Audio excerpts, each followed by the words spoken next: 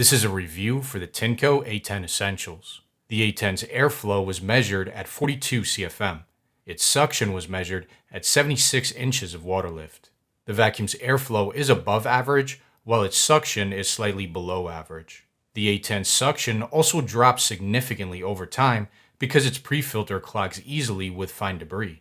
In our flour clog test, the A10 picks up debris without issue, but much of the debris it picks up deposits on its pre-motor filter. Compare this result to that of the Dyson V8, for example. The Dyson also picks up the flour without issue, but almost none of it deposits on its pre-filter because it uses multiple cyclones to separate out fine debris and drop it back down into its bin. The A10 doesn't have multiple cyclones like the V8, and so we see a large quantity of fine debris deposited on its pre-filter. These results indicate that the A10 will lose suction much quicker and require much more filter maintenance than a multicyclonic vacuum like the V8. In our carpet stress test, the A10 performed very well. It didn't have any trouble picking up any debris. In our hard floor stress test, the A10 didn't have any trouble picking up finer debris, though it did have trouble picking up larger debris. Large debris gets stuck to the front of the cleaner head on the forward pass and stays stuck as the cleaner head is pulled backward. To remedy this issue, you can buy a soft roller cleaner head separately for the A10. This cleaner head has no trouble with large debris on hard floors, but it is expensive. It's close to half the price of the whole vacuum.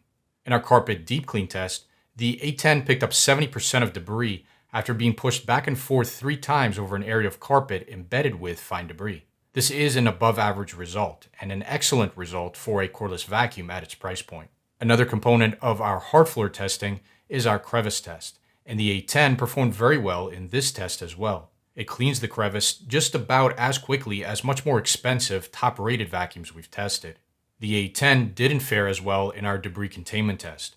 Fog can clearly be seen exhausting out of the vacuum, which indicates that this vacuum doesn't properly seal in, but will rather exhaust much of the fine debris it picks up.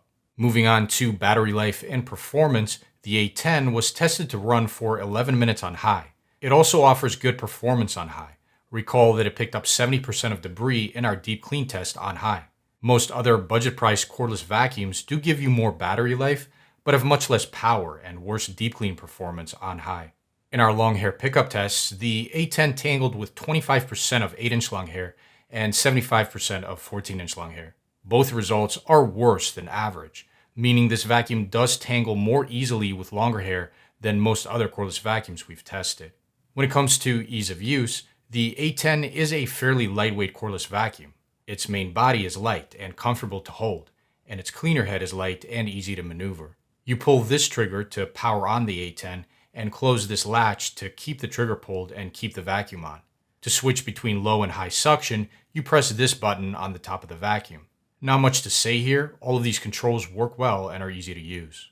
The A10's dust bin has a maximum measured capacity of 400 milliliters, which is below average for a cordless vacuum.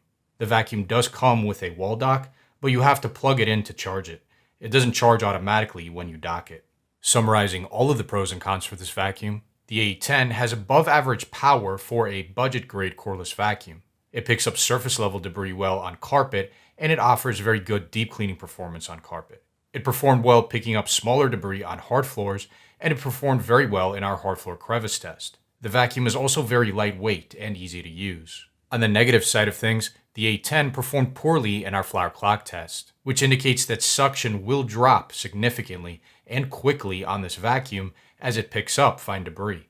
It also indicates that the A10 will require extensive filter maintenance as you use it. We also don't like that the A10 has trouble picking up large debris on hard floors, that its brush roll tangles easily with long hair, or that it doesn't properly seal in fine debris. When it comes to general recommendations, the A10 is generally not recommended because it performed so poorly in our flour clog test and because it failed our debris containment test. No cordless vacuum at the A10's price point that we've tested at least has passed both of these tests with flying colors. But there are certain models that pass at least one of them, and we would recommend any one of these models over the A10. See the description of this video for links to these alternative budget options, as well as a link to the latest updated list of all of the cordless vacuums we recommend, and thank you for watching.